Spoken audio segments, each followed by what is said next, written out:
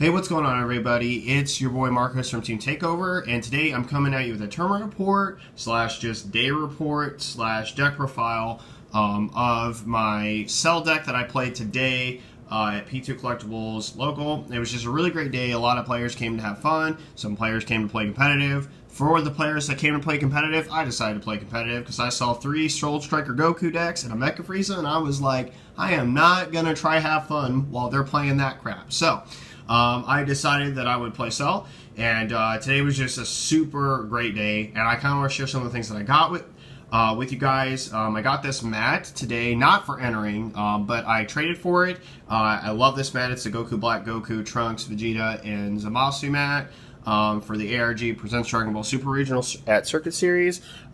Super awesome mat. And then I also got this mat today, the this puppy, the ARG Top 8 State Championship mat. This mat is so stinking beautiful. Let me show you guys Beerus real quick. I'll flip it over for you.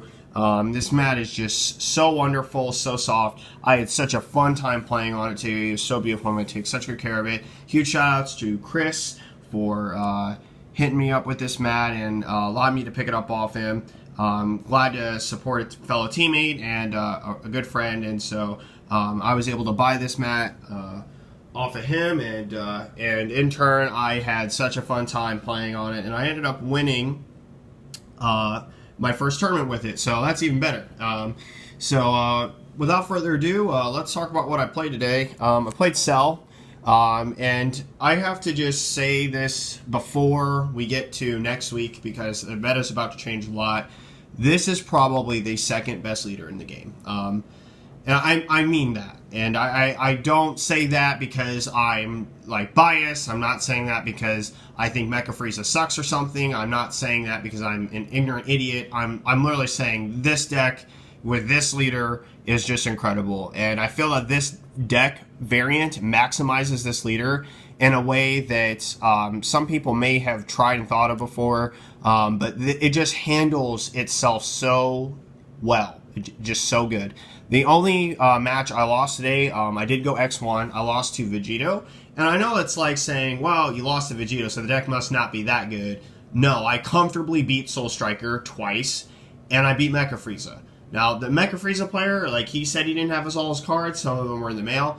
However, at the same time, it was just one of those things where the deck feels very comfortable against Mecha Frieza because it cannot play big threats without getting them removed right away, and they need those threats to sustain, and they're not good at taking threats away from you without attacking over them. So, like, it's just one of those things where Cell just has a lot of advantages against a lot of decks, and the Vegito player, Mike, he is no scrub. Like, he's got his deck like built to perfection the way he wants, and he pilots it so well. So huge shout out to Mike.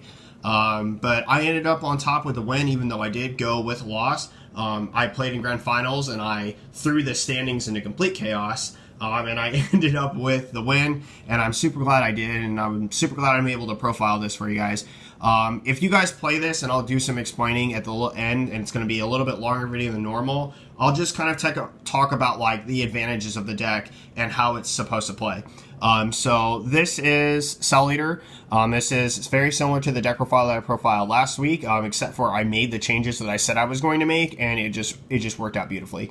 And so Cell, what this card does is on this side you can filter underneath and pop a card that is 3 or less energy costs in your opponent's battle area, and then when it's at 4 or less life, it can draw 2 to awaken, and Cell on this side is just insane.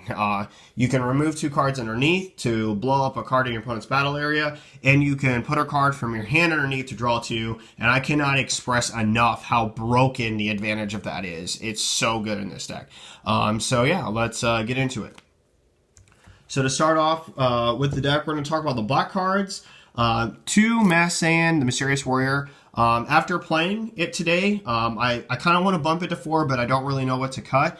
And the ratios of everything really felt perfect. It really did. So I may just like leave 2 in the side, and then if I ever go to a big tournament where I can side, I may bring them in. But this card is just absolutely crazy.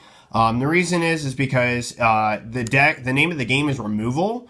And if your opponent cannot kill you, which you draw a lot of cards that help prevent them from doing that, and then you can just keep removing their threats, they don't have anything. So like, if Soul Striker Goku drops 2 threats, that's funny because I can clear like 3 to 4. And if like this card is just 4. So like, let me explain an very easily scenario by mid to late game that this deck can do. It Cell Effect to pop a card, remove 2 to pop a card, drop 4 Jiren attack, Jiren attack again, and then drop this. So easy. 4 cards cleared. And if not, they're spending advantage to keep those cards. So that's 4 cards probably out of their hand. And one of those cards is guaranteed to die, probably because of Cell's effect. And that's not including the fact that Cell can attack itself. So like, it's just crazy. And this card is just super good in the deck for a 5-drop Kale effect that warps, which is very important because it kind of counters the other black cards of the opponent's deck, so they're not like getting KO'd and sent to the drop area. It's really good, and I absolutely love it. Just for 1 energy to be able to do that is just crazy. And then on to the next black card, we have 4 Time Patrol Trunks. This card is fantastic in this deck. Absolutely fantastic. Time Patrol Trunks, what it does is basically it is a +1 inherently, and the scry is incredible with the Awaken part of Cell Leader's effect. So I can put a card that I don't want at the bottom and then draw 2 new cards that I like. And I can even use the card that I get off of him to do such a thing. So like, it's super awesome. Like if the 2 cards are bad and I want to keep one and I don't want to keep the other, perhaps what I can do, if I really like that card, I can leave it on the top of my deck, use Cell's effect to draw it and another card, which is just absolutely crazy. I love this card a lot, and it works really well in this deck. Also helps put a lot of pressure. Speaking of pressure, this is the end game pressure. Ghost Tanks, Super Saiyan 3, Ghost Attack, Go Tanks. Like this card is just absolutely crazy. It helps win games and it helps end games fast. Like the name of the game is kind of advantage with this deck, and you pretty much always have more advantage than your opponent. And if you don't, as I'll explain at the end of the video, you will eventually. And when this card gets down to 4, like when you get down to 4 cards in your hand, this card starts to get kind of crazy. Like the later the game goes, the more of a threat this card is to your opponent's life. I absolutely love it, and it won me my final match in the finals today. So this card's just super clutch, and it's kind of the finisher of the deck. And then 4 of the big boss, Jiren, Fist of Justice. This card is backbreaking. If this card stays on board, your opponent will effectively lose the game. And it is so good. So stinking good. Because all of those small cards they want to keep on board, if you weren't killing them with Cell Unawakened, or you're not killing them with Cell Awakened, Jiren will take care of the rest. And he is just so strong. Just being able to attack over, like, let's say a Super Saiyan Go Tanks, they have to spend a 10k or 2 5ks from their hand to save it, and then I just go attack their leader. Or I can attack it again, or attack another card. And if they want to protect that, they have to invest cards into it. Like, it's pretty crazy. And so Jiren is just absolutely nuts. And then the fact that even if they don't kill with Jiren, that I can just say, oh, I still don't want that card on board. Bye. Like, I kill it with Cell. That's just super good. So Jiren was super awesome throughout the day, and he is a key pivotal boss card of the deck. And then we got 4 of the option select. That's what I'm going to call it, the option select. So basically you attack with this card, you get to select whether you want double strike or drawing a card. And your opponent gets to select whether they want to negate that attack because they have 2 life and they don't want to deal with double strike. And if they do, you get to draw a card. So it's the option select. Ability Unleash Ultimate Gohan is super good, and I absolutely love it in this deck. And it being a 0-cost 5k combo is just super good as well. 4 of the +1. Leap to the Future, Son Goten. It's not inherently a +1, but it is part of the reason why Mighty Mask is so good in this deck, and it creates +1s for me. This card is so good, it either becomes energy, it becomes Cell charge fodder underneath him, or it becomes free combo fodder. So it is just great to have. I'm so glad I decided to bump this to 4 from last week's profile. And then we got 4 of Mighty Mask the Mysterious Warrior. This card is just bonkers, probably the MVP support of the deck.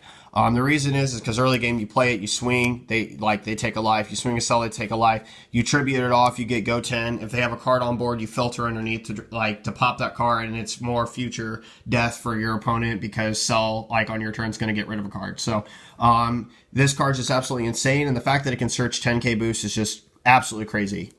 Crazy advantage. And then for Sand Kaba, I absolutely love this card. One of the problems that I had last week was not being able to awaken at the right time, and Kaba definitely solves that problem. And it's like, oh, well, they're thinking, well, he'll invest TN and it'll be bad for him. Then I drop Kaba and it's not bad for me at all. And so Kaba is just super great. Absolutely love him. And he helps put endgame pressure on board if they have 2 or less life. Onto the ring cards, who play for Tien. Not a lot to explain other than Awakening is very good in this deck, and Tien just helps with that. Also helps remove cards, which is also very good. And yeah, I will gladly sacrifice a number of life to Awaken and remove 2 of your cards. I did that today against Soul Striker Goku. And then on to the rest of the green cards. Trunks Protector of Children, not a lot to say about this card. It's searchable off Mighty Mask, and that is where we get so much defensive advantage. The fact that you can search 15k of combo fodder to your hand, and the Go 10 can become all of what I said that it could be for Cell, and you just get to sit on this for either your shotgun or their shotgun is just crazy. So Trunks Protector of Children, super good. And then for Ultimate Judgment Jacko, onto the blue, this card usually got charged right away, but then I saved it for either defensive purposes or drawing purposes later if I needed to get to other cards.